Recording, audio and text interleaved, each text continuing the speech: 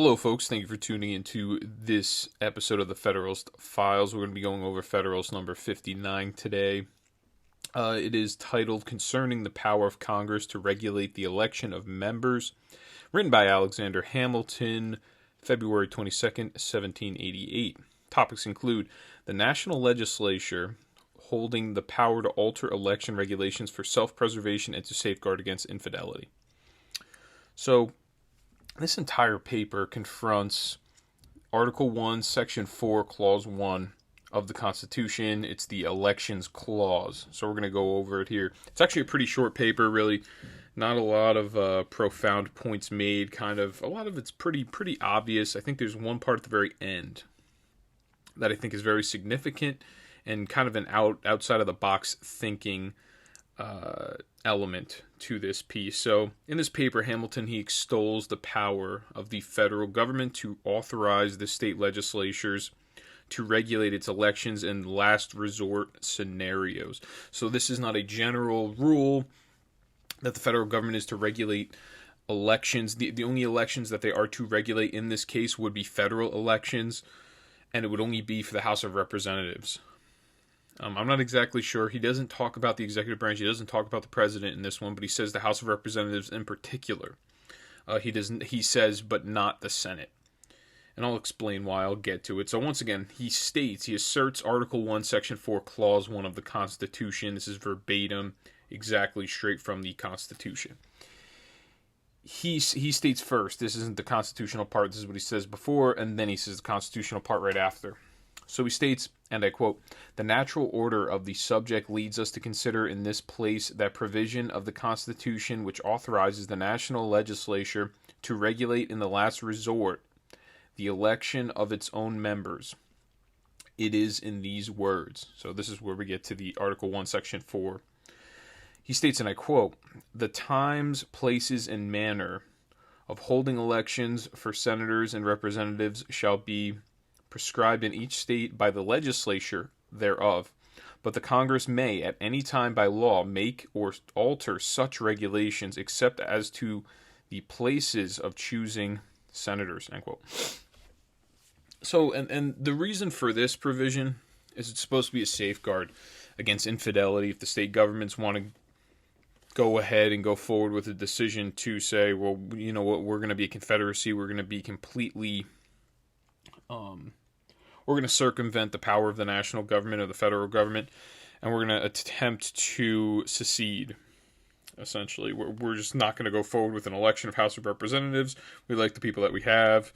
There's a lot of different cases and scenarios in which this can play out in a very negative way, and this is why we have the safeguard. And he does make he's very adamant on the point that this is only to be used, and he writes it here, as a last resort measure. Okay, so Hamilton holds the position against objectors, stating, and I quote, "Every government ought to contain in itself the means of its own preservation," end quote. So really this is important because, like I said, the House of Representatives, the senators, and in certain cases with the senators, I think he says the only time, not the places of the senators, but I guess they can also abridge some sort of law or regulation that can alter the time, places, and the manner. But this is, like I said, only in a last resort, last case scenario. So it goes on. And he says the reason for why he chooses, except for the places of choosing senators, that's all to the state's jurisdiction. That's the state power, because the senators were elected by the state legislatures years ago. Now it's kind of just like a democratic vote. I've stated this many times. I would much rather have the old system, because then that kind of brings back federalism within the state government. Local, it starts off and it continues the idea of local governance actually mattering in the federal politics. So if you have a state, for example, if you have a state like New Jersey, actually is a very good example of it. You have Atlantic City, you have Trenton, you have Camden, and you have, what's the other one, the big one, Newark. So you have those four cities. They pretty much determine what every single outcome of an election comes to, because they have such a high population in New Jersey. That's why the Senate is blue. If you completely kicked all of them out, those cities, then in this case you would probably have at least one of the two senators in New Jersey would be red. So I'm going to go on here. It is alleged. Okay, so next he states, and I quote, "It will not be alleged that an election law could have been framed and inserted in the Constitution which would have been always applicable to every probable change in the situation of the country, and it will therefore not be denied that a discretionary power over elections ought to exist somewhere. It will, I presume, be as readily conceded that there were only 3 ways in which this power could have been reasonably modified and disposed." End quote. So just notice that he says discretionary power, and then he also talks about he's always stating in this case that this is a contingent scenario. This is, or rather, like a contingency, a disaster-like scenario in which this would be used. So he said, well, we presume the only way in which we could have actually set this up, because if you set it up only for the particular states, and you didn't allow the federal government to I guess, I don't want to say supersede it, but be able to make alterations. And the reason for these alterations I'll explain, I guess, maybe later in this piece. He kind of goes on to say almost, there was a case in 2016 I was reading, or I think it was 2015 in Arizona, where there were certain standards and provisions that were stated in the law in Arizona that they called it almost like a sense of disenfranchisement. It was oppressive because only so many people could vote. There was only so many ballots for certain positions. But this is, like I said, this once again is only related to the federal government. So when it comes to state, whether you're electing a state governor or a state legislature, this has nothing to do with that. The federal government cannot supersede anything having to do with that.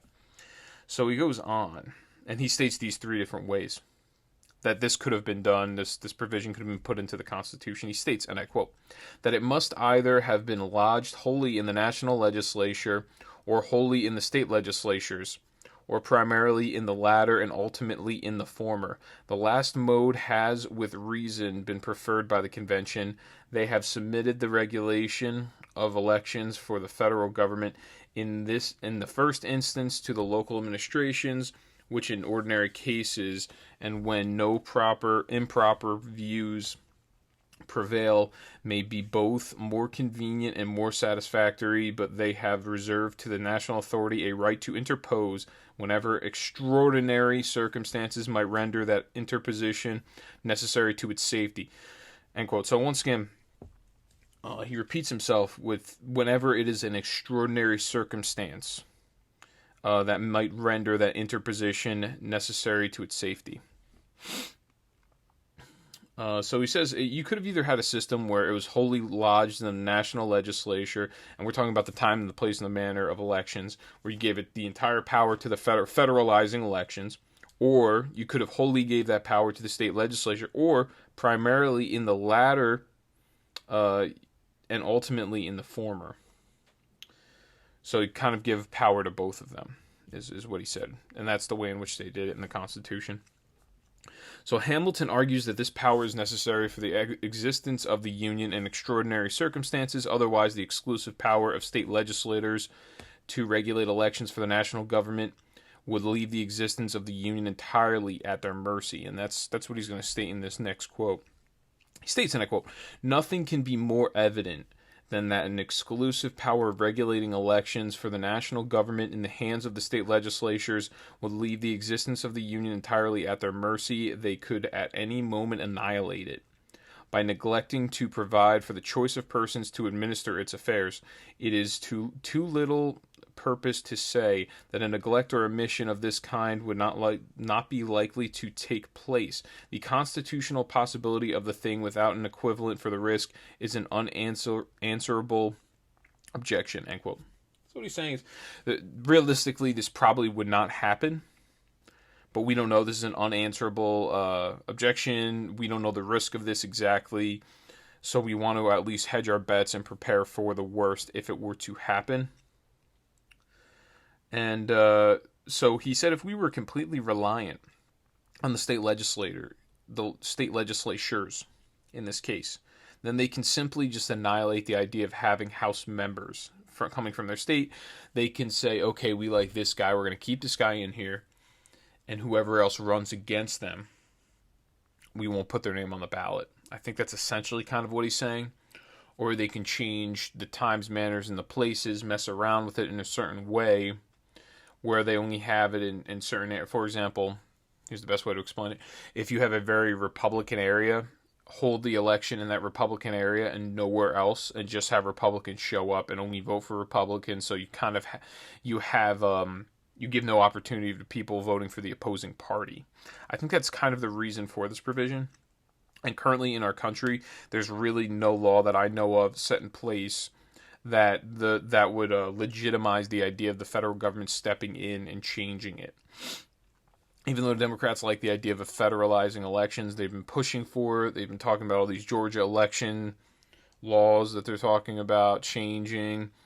And at the end of the day, the law really applies to everyone equally, so there's nothing they can do about it. And it's also a safeguard and a hedge against people attempting to cheat.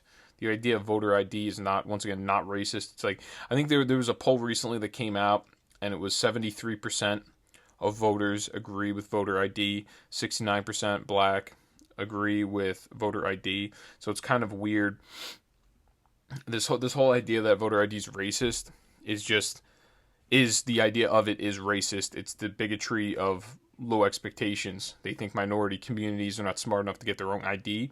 And in a general sense, to function in normal society, you need an ID for almost everything. So to go on, let's see. Okay, so therefore this provision is a safeguard against state governments abusing their power. Otherwise, the federal government would be subjected to the pleasure of the state governments, in turn substantially affecting the impartiality of federal government affairs between the states. So he goes on. He states, and I quote, "If we are in a humor to presume abuses of power, it is as fair to presume them on the part of the state governments as on the part of the general government, and as it is more consonant to the rules of a just theory to trust the union with the care of its own existence and then to transfer that care to any other hands. If abuses of power are to be hazarded on the one side or on the other, it is more rational to hazard them where the power would naturally be placed than where it would unnaturally be placed. Suppose an article had been introduced into the Constitution empowering the United States to regulate the elections for the particular states, would any man have hesitated to condemn it, both as an unwarrantable transposition of power and as a premeditated engine for the destruction of the state governments?" So I think what he's saying is that the power, it's fair to presume, and when he says this is kind of important, he says, I think he says the hands of the power. I'm trying to find the exact provision here that he writes. To trust the union with the care of its own existence, than to transfer that care to any other hands. If abuses of power are to be hazarded on the one side or on the other, it is more rational to hazard them where the power would naturally be placed than where it would unnaturally be placed. So I think what he's saying is, and then he goes on to kind of state, imagine if the federal government had the right to regulate the state elections for state representatives. And he has a point that the preservation of the federal government would be reliant and solely only reliant on the state legislatures themselves. And that's the reason for this provision. And also he says we should hazard the abuses of the power. Considering federal representatives have the federal power, we shouldn't hazard and be worried really about federal representatives having the federal power. That makes sense. But having the state representatives have the power of the federal representatives is something that should kind of be hazardly because it's an unnatural placement of the power. And I understand what he's kind of getting at. In a lot of ways, Hamilton was much more federal-based, a stronger, I guess, more centralized federal government than Madison was in his writings. So the states would be able to use regulation of elections as a bargaining chip or a way to corrupt an election result. How is the country to run without an election of senators or representatives? This provision is necessary for the self-preservation of the Union. Otherwise, states would have the power to destroy the national government. So Hamilton describes the power of the state legislature to elect senators as a necessary evil. If this were not so, and the senators were appointed by the federal authority rather than the people, this system would be a dereliction of the federal principle, which he goes on to state in this quote. He states, an impartial view of the matter cannot fail to result in a conviction that each, as far as possible, ought to depend on itself for its own preservation. As an objection to this position, it may be remarked that the Constitution of the National Senate would involve in its full extent the danger which it is suggested might flow from an exclusive power in the state legislatures to regulate the federal elections. It may be alleged that by declining the appointment of senators, they might at any time give a fatal blow to the Union, and from this it may be inferred that as its existence would be thus rendered dependent upon them in so essential a point, there can be no objection to entrusting them with it in the particular case under consideration. So, end quote. So you say, why is it that the state legislatures have the power to kind of regulate elections? They have more power in terms of the Senate than with the House of Representatives. And he goes on to explain it in this next quote. He states, the interest of each state, it may be added, to maintain its representation in the national councils would be a complete security against an abuse of the trust. This argument, though specious, will not upon examination be found solid. It is certainly true that the state legislatures, by forbearing the appointment of senators, may destroy the national government, but it will not follow that because they have a power to do this in one instance, they ought to have it in every other. End quote. So he says, and he's talking about the House of Representatives. So he's saying, okay, so the state legislatures, this is their federal representation. A senator is the federal representation of the state legislature. So they're they would be shooting themselves in the foot if they decided to change regulations and things of that nature, because that is what is directly representative of the state legislature. Sure. And he says, okay, so this same exact provision and philosophy should not be extrapolated also to House of Rep members. And just because this is a good answer for this doesn't mean it's a good answer for the House of Reps. And he also says, I mean, it's not the greatest answer to give exclusive power only to the state legislatures themselves, but this is the federal principle, and you really can't go against that principle, which I understand. Because no system's really, at the end of the day, no system's perfect because men inherently are flawed. So he goes on, he states, and I quote, there are cases in which the pernicious tendency of such a power may be far more decisive, without any motive equally cogent with that which must have regulated the conduct of the convention in respect to the formation of the Senate, to recommend their admission into the system. So far as that construction may expose the Union to the possibility of injury from the state legislatures, it is an evil, but it is an evil which could not have been avoided without excluding the states in their political capacities wholly from a place in the organization of the federal government, of the national government. If this had been done, it would doubtless have been interpreted into an entire dereliction of the federal principle, and would certainly have deprived the state governments of that absolute safeguard which they will enjoy under this provision. End quote. So this is the safeguard, I guess. The safeguard is that the state governments, they will almost have full power in the selection of the Senate, whereas with the House of Representatives, they have a certain power and extent, but they can, in crisis-like scenarios, last resort scenarios, they could be superseded by the federal legislature, sure. So pretty much the Congress. And I think that's really what he's stating. And once again, that's the principle of federalism. You got to kind of pass the power. You got to spread it around everywhere, so one branch doesn't overstep another branch, what have you. And now we're away from that principle. Now we do not have the state legislatures selecting our senators. So this is like a totally different system that we have set up here. So we've actually strayed further away from federalism as a principle. So Hamilton next, he states, and I quote, the senators are to be chosen for the period of 6 years. There is to be a rotation by which the seats of a third part of them are to be vacated and replenished every 2 years, and no state is to be entitled to more than 2 senators. A quorum of the body is to consist of 16 members. The joint result of these circumstances would be that a temporary combination of a few states to intermit the appointment of senators could neither annul the existence nor impair the activity of the body.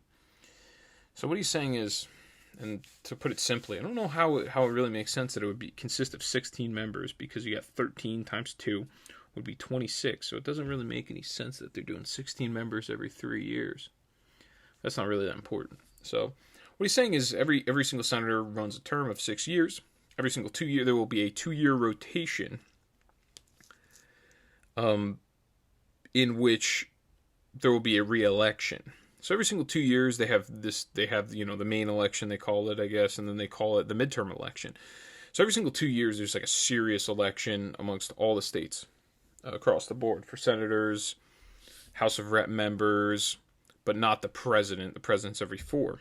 So I guess that's why they call it a midterm, and then like the main election or whatever. And then you have your individual state elections, whether it's your governorship. I know everybody has a different cycle. This next coming year, we're going to have a cycle for Governor Murphy in New Jersey. And I think we voted in Menendez a couple of years ago, and I don't know, Booker. I think Booker just got reelected too, so we're really set in New Jersey with a couple. We're set for the future to be screwed. But he says more importantly, every single 2 years you're going to have a selection, and the point of having this is so that you don't have a new, because if you had an election every 6 years, considering it's a 6-year term, it's the idea of intermittent. If you had every single 6 years, if you had a full election, you can have an almost entirely new Senate body in there where they don't know what they're doing, and there's no senior member to lead them, and they would not be concerted in that federal body, in that Senate body. So every single 2 years, they kind of have these midterms. If somebody serves their 6 years, in Dakota, North Dakota, and then 2 years later, some other states are having re-election. So it's always kind of like a third. Every 2 years, a third of the Senate is either being elected or re-elected again because their terms are up. So it's kind of that intermittent idea where you don't have, you always, no matter what, right after an election, you're going to have 2/3 of the Senate has already been there, and they're still in their seats, and then you're going to have 1/3 that could be entirely new. Just to kind of keep everything rolling, and it makes sense. It's for continuity reasons. So the reasoning behind the last statement is so that a few corrupt... Oh, wait, maybe I might have missed. A few, and this is another point that I actually didn't state. A few corrupt senators cannot impair the activity of the body of senators alike to the provision for the House of Representatives, which I think is kind of important. So if you had a fully new body every single 6 years, then you can have a couple of bad seeds try to corrupt the entire group. If you have a group of 1/3 walking into 2/3, that 2/3 is going to overrule the 1/3, which is a good thing. So he goes on, now he's going to talk about the federal House of Representatives. And I quote, "But with regard to the federal House of Representatives, there is intended to be a general election of members once in 2 years. If the state legislatures were to be invested with an exclusive power of regulating these elections, every period of making them would be a delicate crisis in the national situation, which might issue in a dissolution of the Union. If the leaders of a few of the most important states should have entered into a previous conspiracy to prevent an election, I shall not deny that there is a degree of weight in the observation that the interests of each state to be represented in the federal councils will be a security against the abuse of power over its elections in the hands of the state legislatures." So once again, he kind of hints at this, that every single state has an interest in being represented in the federal council, and that kind of works as a security in abusing their power over elections. And then he also says every single 2 years you're going to have these House of Rep members. If this was specifically up to the states at all times to regulate this, every single 2 years to get the state government together to figure it out might actually be a national crisis, especially at this time when there was horse and buggy. No one had cars to drive from one place to another. Being able to travel was nowhere near as smoothly as it is now, where everything's so interconnected, intertwined. You have the internet, you have email, you even have regular mail. There's just many more ways to communicate quicker than ever before. And in this case, this would actually be a legitimate crisis if every single 2 years it was specifically up to the states and only the states to figure the situation out. So he goes on. He states, and I quote, "The people of America may be warmly attached to the government of the Union at times when the particular rulers of particular states, stimulated by the natural rivalship of power and by the hopes of personal aggrandizement, and supported by a strong faction in each of these states, may be in a very opposite temper." End quote. So he says the people, they may be actually warmly attached to the Union, the federal government. They may actually be happy with their federal government at times when their state governments are stimulated by this idea of rivalship of power, personal aggrandizement, strong factions that are within the state. Usually your allegiance as a citizen of a state should be to the state government. But if the state government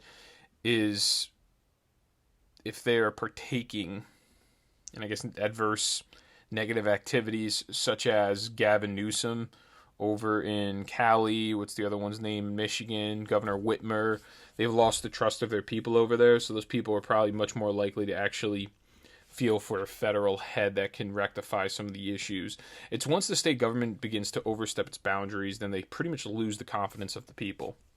This really is what he's saying. So people might actually be more likely and more attached to the federal government in that case. So Hamilton concludes that without the provision of the federal government to alter elections if needed, that a few ambitious individuals can accomplish the dissolution of the Union by discontinuing the members of the House of Representatives. And I think this part's actually very, very profound, these next two quotes, and this is how he's kind of going to end it.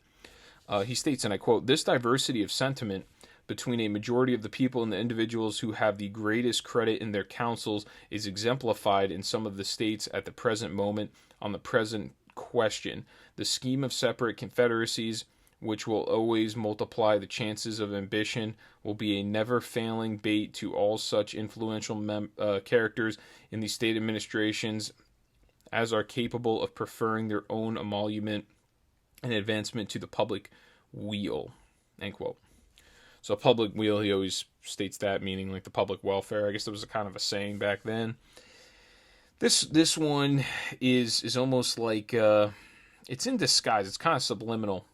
It's just the idea, if you try to relate this quote to modern times, what he's saying is you have a majority of the people in the individual states where they would want to take power away from the federal head, the federal government, and we actually really have to worry about this, and that's the reason for this provision here, right? But if you look at it in modern day times, it's completely the other way around. You have a bunch of people working in the federal government that are attempting to subvert the state constitutions and take the power away from not only the state constitutions, folks, but you have to also remember the citizens as well, the citizens' inherent rights. We have the federal branch of the government right now at this time trying to take the rights away from the citizenry and the state governments, of course. And it's so night and day between what is going on now in modern times comparatively to what was happening 250 years ago, where the fight was, okay, we have to worry about some of these state governments trying to supersede their power, trying to step on the federal government, trying to step on the people themselves and their individual rights.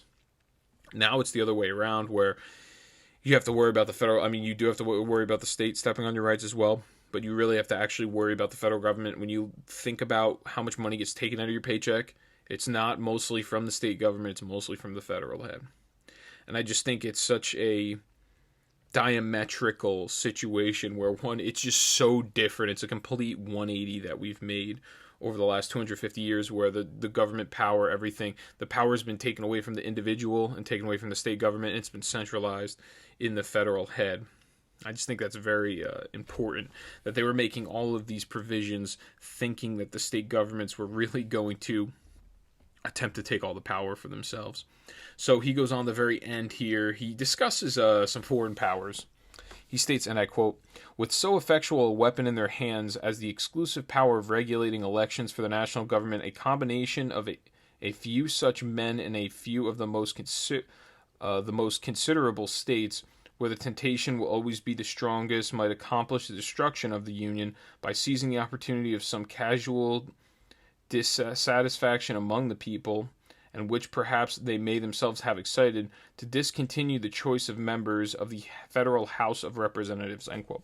Oh, okay, so the next one's about some foreign countries trying to get involved in our politics. So here he's just pretty much saying, if you're going to have a couple of bad apples, bad seeds that want to grab all the power for themselves and the state governments, and they're going to attempt to discontinue the choice of the members by some sort of creating some sort of casual dissatisfaction amongst the people, kind of like what our media does now.